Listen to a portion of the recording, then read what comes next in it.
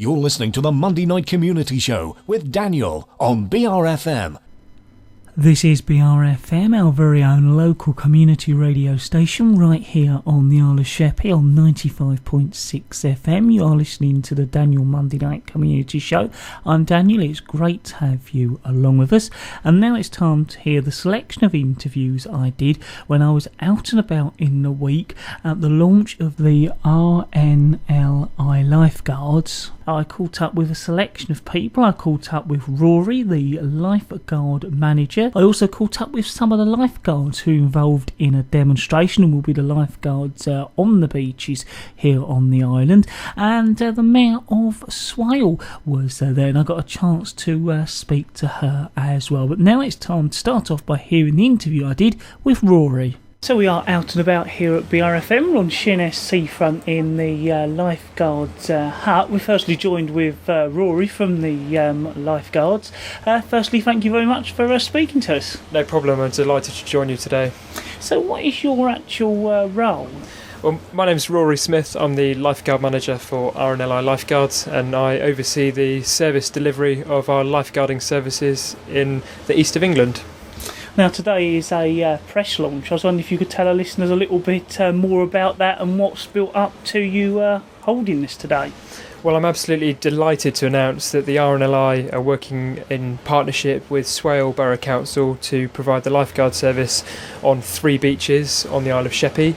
We've got operational services running at Laysdown, Minster and Sheerness. And we're working in partnership with our lifeboats, with our lifeboat on the island to provide a seamless rescue service from beach to open sea. So is this a new idea as such? Well, we've actually been running lifeguard services since 2001. The RNLI is a world leader in life-saving services, and we're the charity that saves lives at sea. And in 2012, our lifeboats and our lifeguards dealt with some 25,000 incidents. 10,000 of those were with our lifeboats and 15,000 of those were with our lifeguards. But our data actually shows that 1 in 3 people who visit the coast every year get into some sort of aquatic difficulty. So the whole reason behind putting lifeguards on the beach is to keep people safer at the seaside. So I was wondering, do you have any key safety tips for our listeners? So if anybody's thinking about going to the beach this summer, the first thing they should do is choose to visit an RNLI lifeguarded beach. And on the Isle of Sheppey, we've got lifeguards patrolling at Sheerness, Laysdown and Minster. Once you arrive at the beach, go and talk to the lifeguards. They'll be able to tell you the safest place to swim and bathe. They'll also be able to give you advice on beach hazards and how to stay safe at the beach.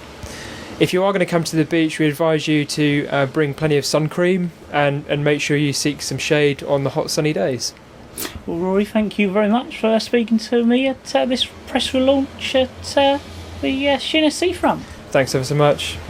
So after speaking to Rory, I caught up with 2 of the lifeguards who were involved in a demonstration during the press launch. And if you'd like to see that demonstration, I filmed some of it and it's available on the YouTube channel, which you can get to via a link on our website, brfm.net, or go directly to YouTube and search Daniel Monday Night Community Show. That should get you to the channel. This is what happened when I spoke to some of the lifeguards.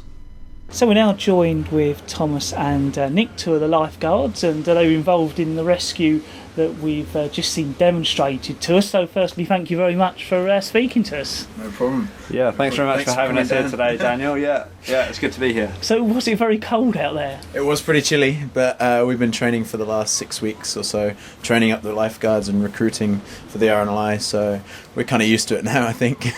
So what we see, is that the typical kind of rehearsal that you would do ready to be ready for the real thing? Yeah, I think so. Most of the work here on the beaches with the RNLI is preventative actions, key messages to the members of the public, but we are here to react when we do need to. So how did the both of you come to be lifeguards, and why did you choose to do it? I started quite a long time ago working at swimming pools. I was when my mum and dad settled in this country.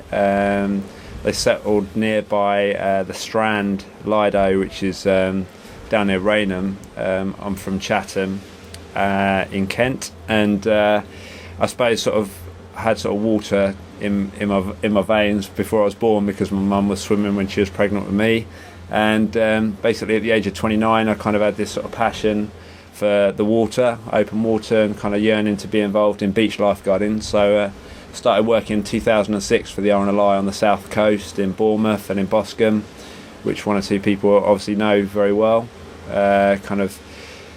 Received a lot of good training from the RNLI, and worked with some really experienced guards, international guards from New Zealand, South Africa and Australia, and so sort of shared with their experience.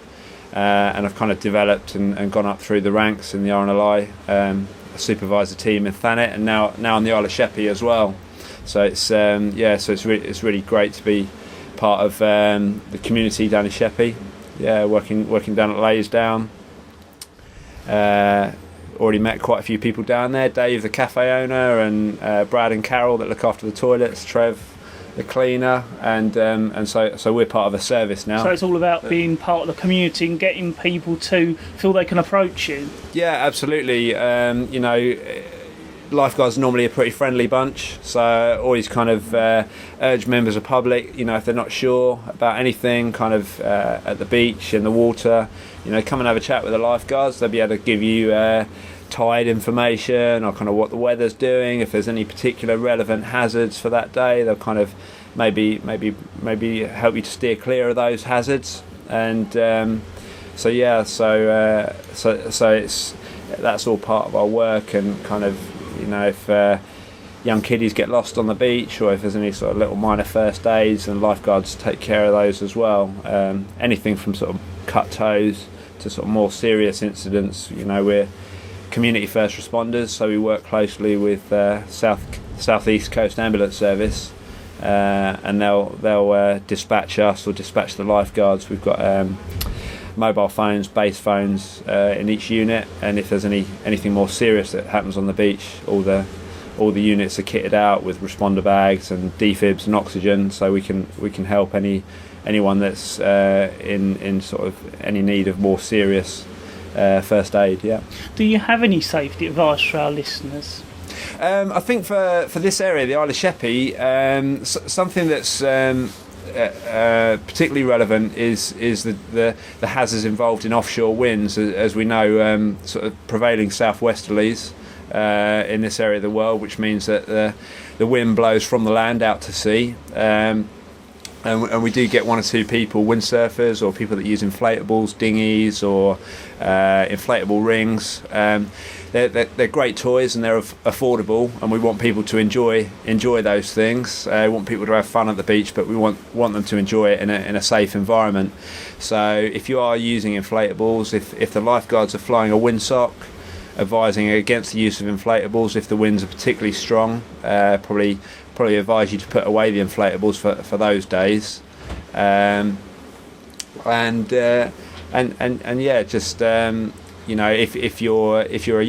you're a weaker swimmer, just to stay with an adult, stay with a stronger swimmer, and stay within your depth. If you're using those inflatables, that'd be great. Are you here every day, or are you here only certain days? We're here for what we call business hours. So we operate a main season and a peak season, and at the moment we're into our main season. So we're here for weekends, bank holidays, and Whitsun half term. So as I say, that's kind of business hours, and then we kick into our peak season, which is a 7-day-a-week season from July 13th right up until September the 8th. So we finish on September the 8th. So that's the kind of difference between our service, the difference between our service and the lifeboat service is that we're very much a proactive service, advising people and trying to keep people out of danger, whereas those people that volunteer for the lifeboat crews, obviously in full-time employment, and they've got their pagers, and they'll react to a call when a shout comes in. So they react to those people in danger, and we try and prevent during those business hours. Yeah. Well, thank you very much to both of you for telling us a little bit about today and what you do as lifeguards. Yeah, thank you. Great. Cheers. Thanks for having us, Daniel. So during the press launch of the RNLI lifeguards, the new mayor of Swale attended, and I thought it would be a great chance to speak to her as it was her first event since she's become mayor. So we are still out and about here at BRFM on a lovely windy Sheerness seafront at the launch of the lifeguards, and I'm now joined with the mayor of Swale, the new mayor of Swale. Firstly, thank you very much for speaking to us. Thank you very much for asking me. So I understand this is your first official kind of day out event out for you. Yes, it is. And it's although it's rather windy, it's been rather enlightening to see what's been going on at the beach, where they've been demonstrating their lifeguard skills for the benefit of the people on the island and also for the visitors that might come in the summer. So I bet you're looking forward to future events like this to attend. I am. I'm looking forward to my year as mayor as well. And I hope that next time I come it might be a lot warmer. I was wondering if you could tell our listeners a little bit about yourself firstly and your sort of lead up to becoming mayor. Well, I've been a councillor since 2002. I represent the residents of Kemsley Village and surrounding area. I was elected as deputy mayor in 2012, and then in March this year I got elected as mayor of Swale, which I'm quite looking forward to. So I'd like to thank you very much for talking to us, and thank you very much for talking to us on your very first event as well. Thank you very much for speaking to me and let me answer your questions. Thanks. Thank you.